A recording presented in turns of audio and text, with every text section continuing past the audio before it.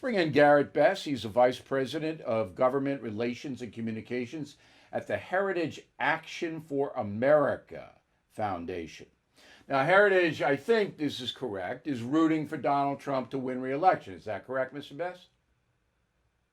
Well, thanks for having me on, Bill. And technically, we are nonpartisan, but I will say that with the modern Democrat Party, it's becoming increasingly difficult for people like us who are right of center to work with any elected Democrats. So, for all intents and purposes, the Republican Party is where the right of center policies are focused and where we focus.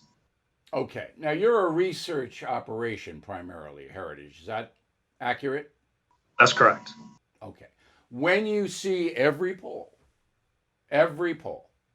even Rasmussen's got Trump down 2, saying that Biden's way, way ahead, do you believe that?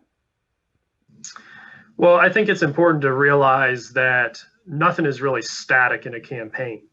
And I think you're seeing that. You're seeing that with the Amy Coney Barrett hearings that you're referencing in the lead up to this conversation. And they are doing everything they can to focus the nation's mind on healthcare and specifically the health response to COVID. And the reason for that is because Democrats do better when healthcare is top of mind to voters. But if the Trump campaign and organizations like ours who believe that there are other very important issues at stake in this election, such as peace and security of our neighborhoods, the economic and social reopening of our economy in America after COVID, the judicial nominations that the next president will have. If you can get voters to focus on those things as well, then it's very easy to see that these poll numbers will start to change. But isn't it more about personality at this point than issues? Because I think it's just a up or down vote on Trump. I mean, nobody's going, I got to have Joe Biden as president. It's not like Barack Obama, who, really generated enthusiasm on the left. Biden doesn't do that. So it's an up or down on Trump, and policies kind of take a second seat. Well, that's absolutely true. I mean, every incumbent is sort of playing defense because they have a challenger who's trying to prosecute a case against them as to why they should not be in office for the next term. And so, yes, President Trump is on defense, and it is, to a large degree, a referendum on President Trump's first 4 years. But like you were referencing earlier, that Vice President Biden doesn't necessarily know what he's talking about all the time. But I think that this is the core of the vice president's sort of campaign strategy, and that is to be a blank slate upon which as many people as possible can project their own beliefs. And so that's why you don't see him really taking any cases or taking any positions on specific policy items. And they are trying to make it a referendum on personality.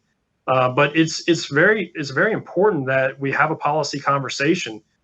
President Trump will do certain things as president. A President Biden will do certain things as president. And so we need to focus on those policy issues. And when Americans do that, President Trump starts doing better.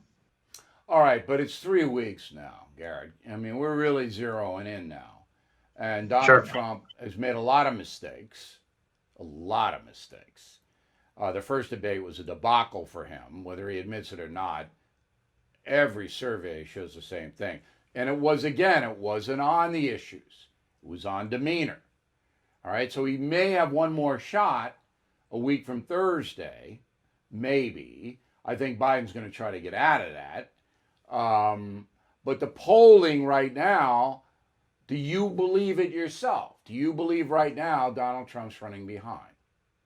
Well, I think the American people are focused primarily in this sort of snapshot in time on healthcare issues and specifically COVID-related healthcare issues. And so I think you see that reflected in the polls. But again, there are a lot of 3 weeks is a lot of time, particularly in this 2020 cycle.